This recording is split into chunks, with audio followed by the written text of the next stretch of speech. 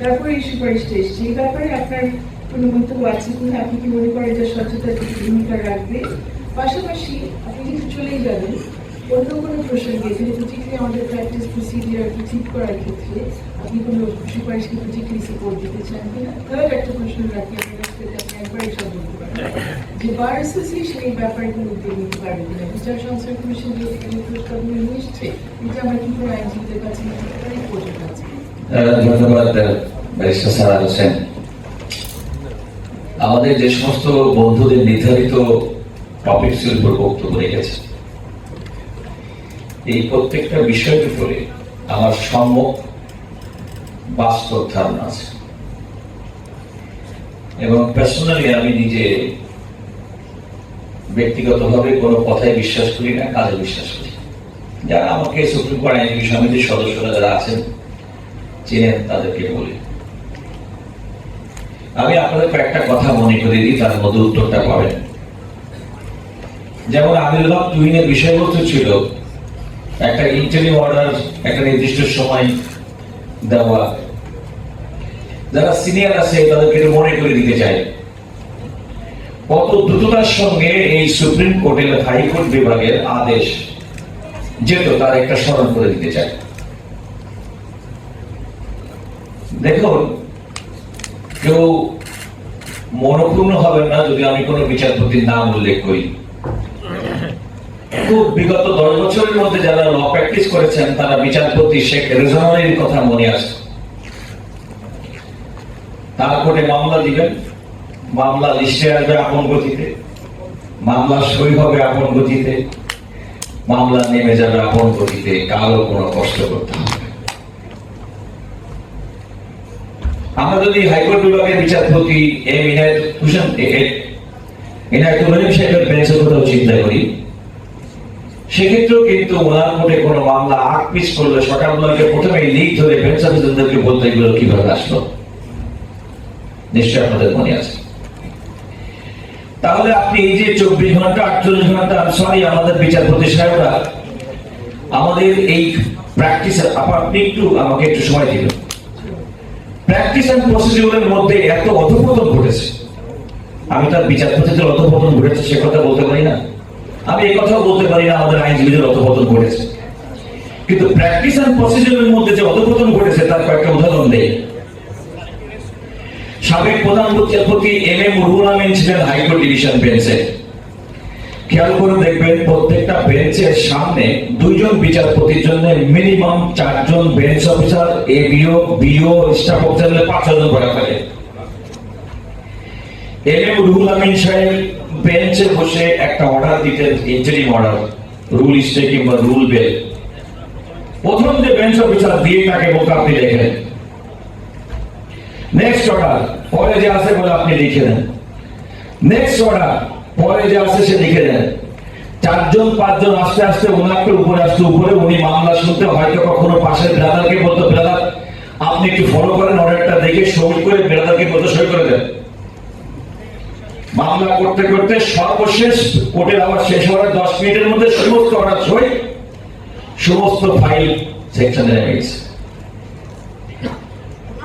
আমি বললাম অধঃপতন এমন জায়গায় গেছে, আমাদের তরুণ আইনজীবীরা হয়তো ভুলে গেছে যে অর্ডারটা নামা, অর্ডারটা হওয়ার পরে যাওয়াটা একটা সেকশনের ব্যাপার, কিন্তু আমরা এটাকে এমন ভাবে করে ফেলছি, ইনস্টিটিউশনাল করে ফেলছি দুর্নীতিটা নানা ভাবে, যেটা আপনার দায়িত্ব, মেনশন স্লিপ দিয়ে কোর্টে দেওয়ার দায়িত্ব আপনার, ক্লার্কের মাধ্যমে পয়সা দিয়ে তদবির করে লিস্টে দেওয়ার দায়িত্ব আপনার, জজ সাহেব দয়া করে অর্ডারটা দিবেন, অর্ডারের পরে আটদালির মাধ্যমে কিংবা কায়দা কানুন করে জজ সাহেবের কাছে সই করার দায়িত্ব আপনার, ওইটা সেকশনে এসে টাইপিং সেকশন সমস্ত কিছু অর্ডার পাস করার দায়িত্ব আপনার, ডেসপাস সেকশনে গিয়ে তদবির করে ওখানে পাঠানো সেটা দেওয়া আপনার, তা সবই আপনার দায়িত্ব। অথচ কোনো দায়িত্ব নাই কিন্তু আইনজীবী কিন্তু ক্লার্কের না। এই প্রত্যেকটা দায়িত্ব হচ্ছে এই প্রতিষ্ঠানের, কিন্তু সেই প্রতিষ্ঠানের সেই জায়গাটায় অধঃপতনের জায়গায় এমন জায়গায় গেছি যে আমাদের তরুণ আইনজীবী যারা পেশা আসছেন তারা সেইটাকে, এটাই প্রক্রিয়া। এর জন্য 3000, ওখানে 2000। প্রধান বিচারপতি হাসান ফয়েজ সিদ্দিকী সাহেবের ফেলিসিটেশনে যারা ছিলেন মনে করে দেখতে পারবেন কিছু শক্ত কথা বলেছিলাম, তার মধ্যে এইটা খাতওয়াল হিসেব করে দিয়েছিলাম একটা অর্ডার হওয়ার আগে কত টাকা লাগে, একটা অর্ডার হওয়ার পরে পাস হওয়া পর্যন্ত একজন আইনজীবী কিংবা বিচার প্রার্থী মানুষের কত টাকা খরচ হয়, এটা হচ্ছে। তারপরে আমরা পুরো সিস্টেমটাকেই আমরা নষ্ট করেছি। এখন আমার নিজের ব্যক্তিগত কথায় আছে, আমি তো অতি সম্প্রতি আপনারা জানেন আমি জেলে গেছিলাম, আমি কারাগারে গেছিলাম, হাইকোর্ট আমাকে জামিন দিয়েছে। তো হাইকোর্ট যেদিন আমাকে দুপুর 2টায় জামিন দিয়েছে, সেই দিন আমি 5টার সময় জেল থেকে বেরোই কিভাবে? তো আমি রুহুল কুদ্দুস কাজল যদি আইনজীবী হিসেবে একই দিনে অর্ডার করে জেল থেকে বেরোতে পারি, তাহলে বাংলাদেশের যে লোকটা জেল আছে তারও তো একই অধিকার আছে একই দিনে জামিন পেয়ে একই দিনে বের হওয়ার। তাহলে কেন আপনি 24 ঘন্টা 48 ঘন্টা বলবেন?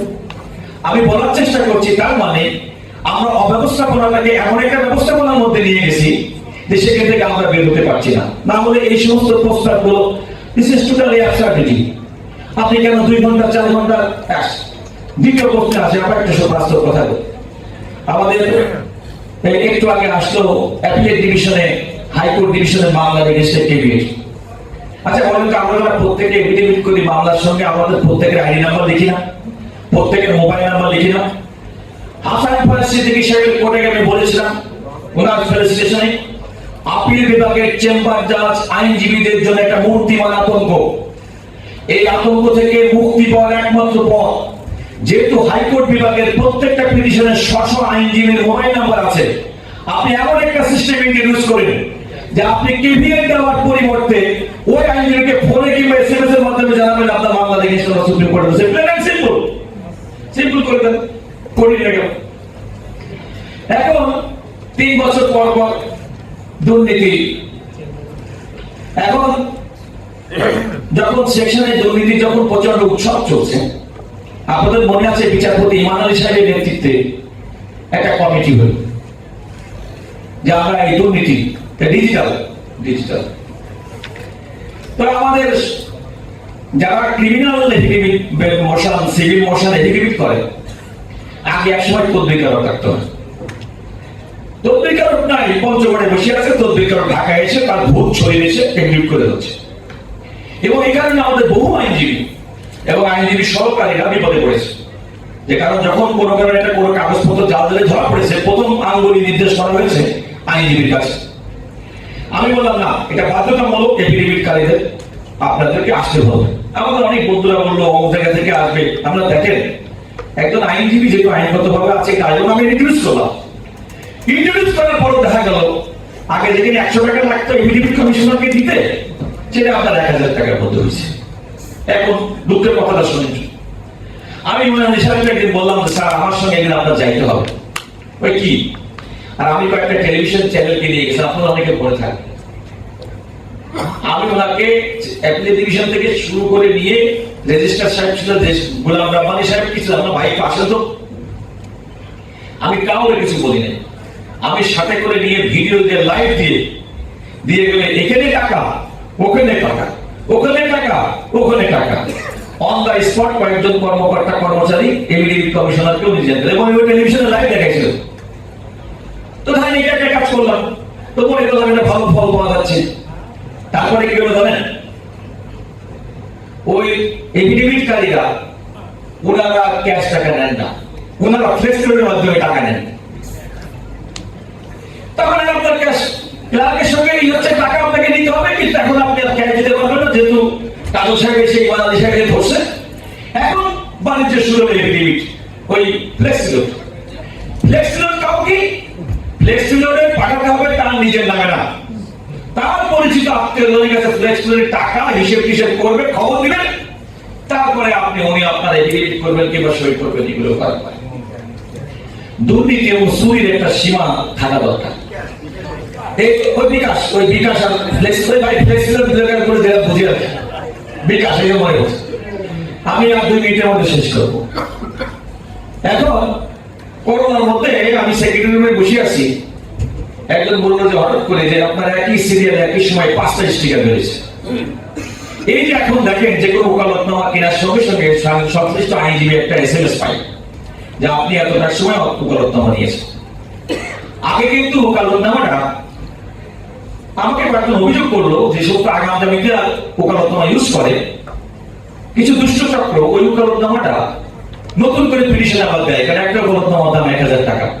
বিশেষ করে আগাম জামিনের পিটিশন যদি ডিসপোজ আপ না হয়, জজ সাহেবরা কি করে, ব্যাংক ব্রেক দিলে কি করে, রাস্তার মধ্যে মেলায় মারে। ওখান থেকে ওকালতনামা কালেক্ট করে ওই ওকালতনামা পরবর্তী ওকালতনামা স্টিকার হিসেবে মার। এমন ভালো সিস্টেম, 12 টাকা পয়সা তৈরি করে ভালো সিস্টেম কায়দা করে এরপর কারণ। তো আমি কি করি চিন্তা করতে করতে আমি গেলাম ওই এভিডেভিট ওখানে গিয়ে বসে থাকতাম। আপনারা কিভাবে করেন? স্যার আমাদের তো ওই যে পাঞ্চিং করে দেখবেন, পাঞ্চিং করে কিন্তু শুধু কোর্ট ফি। খেয়াল করে দেখবেন আমরা কোনো ওকালতনামা কিংবা কোনো পিটিশনে এভিডেভিট কমিশন স্টাম্প রিপোর্ট আলা, তারা কিন্তু পাঞ্চিং করা শুধু হিসেবে। আমি বললাম ভাই কাজ একটা করে দিতে হবে, ওই যখন পাঞ্চিং করবেন তখন আমার স্টিকারটা পাঞ্চিং করে দিতে হবে, ওরা করবে না। স্যার এটা আমাদের কাজ না। আমি বললাম এটা যখন কাজ না, তাহলে একটু কাজ একটু বাড়াই দিতেছি। আমি রেজিস্ট্রারের কাছে গিয়ে মানালি সাহেব, আমি তাকে অত্যন্তই করি। আমি বললাম স্যার কাজ এটা সামান্য, এখানে একটা প্লাস করবে, তোমার একটা পাঁচ করবে, এটা কোনো কথা, আমরা চলে যাই। গিয়ে আমি বললাম আল্লাহর রাস্তে এইটা যখন পাঁচ করবেন তখন এই স্টিকারও পাঁচ করবেন। তার মানে স্টিকার পাঁচ করার কারণে ওই স্টিকার নতুন করে আপনার মামলা না হলেও ওটা খুলে নিল। যদিও আমি মনে করি কেউ এটা করতে পারে বলে এখন আমার বিশ্বাস। এটা হচ্ছে দুর্নীতির, এটা একটা আঁকড়ায় পরিণত হয়েছে। এই আঁকড়ার মূল কারণ হচ্ছে অব্যবস্থাপনাকে আমরা একটা বাস্তবায়ন করেছি। আমি এই কমিশনের সমস্ত সুপারিশ সম্পর্কে জ্ঞাত, এটা আপনাদেরকে বলে রাখি। Because of my different role, আমি ঐক্যমত্য কমিশনে বিভিন্ন কমিশন কর্তৃক প্রণীত সুপারিশের আলোকে একটা বড় রাজনৈতিক দলের যে প্রতিনিধি, সেই প্রতিনিধিদের সদস্য হিসেবে এই সুপারিশগুলো দেখে এবং সে ব্যাপারে তাদের মতামত পক্ষে মতামত দেওয়ার সুযোগ হয়েছে। আমি সেটা বলবো না, because that is a different angle. আমি দুটো কথা বলে শেষ করব। আপনারা যদি আমাকে বলেন এই দুর্নীতি শেষ করার জন্য কতদিন সময় লাগে, কেউ আগে বলেন 24 ঘন্টার সময়। কেউ কারো যারা আমাদের প্র্যাকটিসিং অ্যাডভোকেট তারা বলতে পারে আমি বলি এখনই সম্ভব, লেট দ্যান আ সেকেন্ড। কিভাবে বলেছি এটা বলে আমি বক্তব্যটা শেষ করবো। এখন এই যখন সংস্কারগুলো করলাম, আপনি পয়সা নিতে পারবেন না, আমাদের আইনজীবীরা চান বলে বলছে। দেখা গেল কি এফিডেভিট কমিশনাররা এফিডেভিট করতে স্লো হয়ে যাচ্ছে। আজকে মোশন জমা দিচ্ছেন, 3 দিন পর্যন্ত আপনি মোশন ফেরত পাচ্ছেন না, মোশন হারিয়ে যাচ্ছে। অনেক আইনজীবীদের মনে আছে। আর এফিডেভিট কমিশনার বলছে কি যে স্যার আমরা কত করবো, আমরা তো করে যেতে পারতেছি। তা বলে তো বিরাট ব্যাপার। আর ওরা সিস্টেম করছে, আমার মনে আছে টোকেন সিস্টেম, অনেক আইনজীবী মনে টোকেন সিস্টেম করা হয়েছিল। আপনি যাবেন ব্যাংকের মতো টোকেন সিস্টেম, এইসব আমার ভুলে যান। আমি আসতেছি সব টোকেন সিস্টেম কিন্তু গেছে, এখন শুনে আমার কথা। তো ওই ব্যাংকের মতো আপনি এত নম্বর সিরিয়াল আসেন, go to the window number 3, go to the window, ওরা ভালো একটা মজা। আরেকটা করে কি দূর দূরান্ত থেকে একটা গ্রামে লোক আসছে, জিজ্ঞেস করে আপনার নাম কি, কয় মোহাম্মদ কুরবান আলী। আপনি তো সেই লোক না। কয় কারণ কি, কয় বাবার নাম কি, কয় জহুর আহমেদ। কয় না আপনার বাবার নাম তো জহুর আলী, আপনার নাম তো কুরবান আলী না, আপনার নামের আগে তো মোহাম্মদ নাই। মোহাম্মদ বলতে যান ঘুরে আসেন। Harassment of the highest order. সমস্যা যখন আসলো তখন সমাধানের জন্য আমি চিন্তা করতেছি কি করে করা যায়। এই আমি এই প্রক্রিয়ার মধ্যে গিয়ে বললাম স্যার এটা আমার সঙ্গে কষ্ট করছেন, আমি গিয়ে বললো কাজের তো সিরিয়াস। বলে আগে বুঝাইছে স্যার দেখেন আমরা সিস্টেম করে দিছি, এই যে সিলিপ আসছে সিরিয়াল করে আমরা সব করতেছি। স্যার ওগুলো আমি নিষেধ করবো। আমি বললাম কিছু মনে করেন না, আজকে কয়টাই এডিট করছেন? স্যার এখন বাজে 3টা করছে, আমি তো প্রায় 20টা এডিট করে ফেলছি। ভালো কথা, কারণ আমি বলছি কোন মামলা ফাইলিং এর সবচেয়ে বড় দুর্নীতি হয়ে গেছে। আমি বললাম আপনি তো অনেকগুলো করেছেন, কিছু মনে করেন না, আপনি একদিনের জীবনে সর্বোচ্চ কতটা এডিট করছেন? পয়সা কাটলো 400-500 হবে। আমরা আপনার কোটা 400-500, এখন থেকে প্রত্যেকদিন 500 করবেন। এই তো বলে মনে করছে আমি তো 500 করে দিচ্ছি। আমরা যে লোক একদিনে 500টা এফিডেভিট করতে পারে, সে আজকে 30টা করে মনে করেন 3টা বাজে দেবেন, এসব সিস্টেম হবে। আপনাকে করতে হবে।